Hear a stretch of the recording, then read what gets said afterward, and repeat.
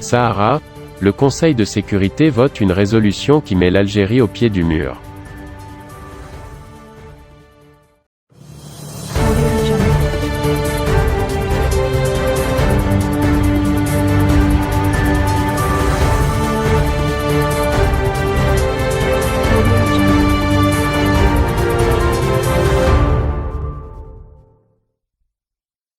Le Conseil de sécurité a voté ce vendredi 29 octobre à New York le texte de la résolution sur le Sahara occidental.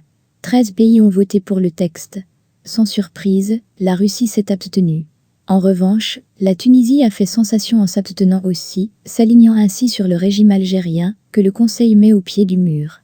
L'agitation du régime algérien, ces derniers jours, ressemble fort au dernier pas d'un coq égorgé. Les propos excessifs, les sorties extravagantes, les bravades et menaces à l'adresse de la communauté internationale n'ont pas modifié d'un iota la teneur du texte de résolution sur le Sahara occidental, rédigé par les États-Unis d'Amérique.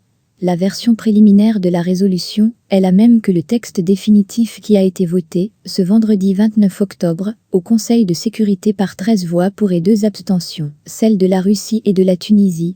13 pays sur 15 ont donc voté le texte de la résolution. 4 membres permanents du Conseil de sécurité, États-Unis d'Amérique, Royaume-Uni, Chine et France, sur 5 ont voté pour la résolution.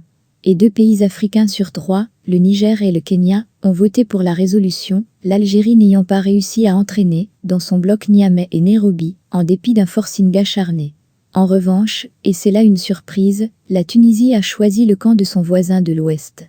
En somme, les résultats de ce vote sont en tout point conformes aux 3 dernières résolutions du Conseil de sécurité sur le Sahara, 2018, 2019, 2020, tout autant sanctionnées par 13 voix pour et 2 abstentions. L'épouvantail de la division de la communauté internationale, brandi par Alger, a fait pchit.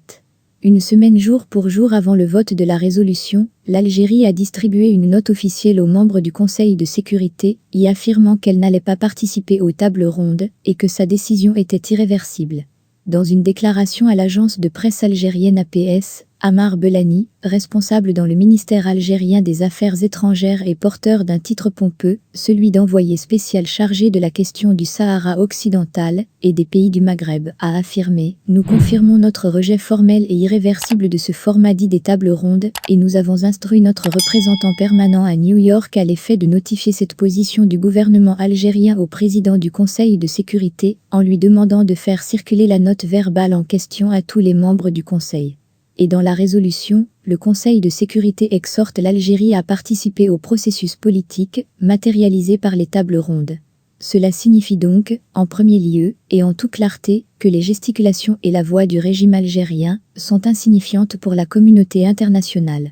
Cela signifie aussi que la junte s'est mise dans une très mauvaise posture, en proclamant de façon péremptoire son refus de s'asseoir avec le Maroc, le Polisario et la Mauritanie autour d'une table. En distribuant cette note au Conseil de sécurité, l'Algérie est sortie du bois et s'est affichée, enfin, comme un protagoniste dans ce dossier, commente un ancien diplomate.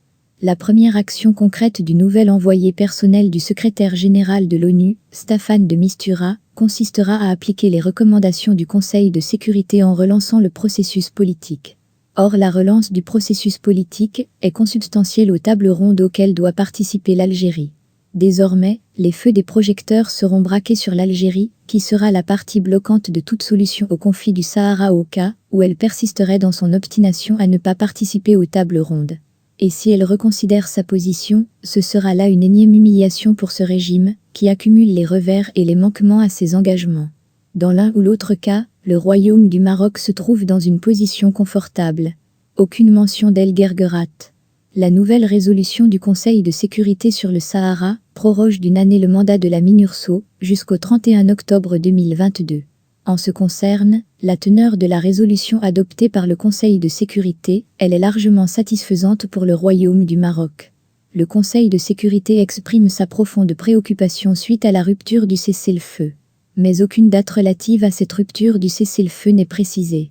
Quand on sait qu'Alger n'a eu de cesse de répéter que c'était le Maroc qui avait rompu le cessez-le-feu, le 13 novembre 2020, en délogeant les éléments du Polisario qui obstruaient le corridor d'El Guerguerat, la non-mention d'une date et d'un lieu sonne comme un cinglant revers pour la propagande de la junte. Mieux encore, La résolution du Conseil de sécurité pointe du doigt le Polisario qui a décrété l'état de guerre au Sahara occidental. Se déclarant préoccupé par les violations des accords existants, le Conseil de sécurité rappelle à cet égard au Polisario le respect des engagements pris envers l'ancien envoyé personnel du secrétaire général de l'ONU au Sahara.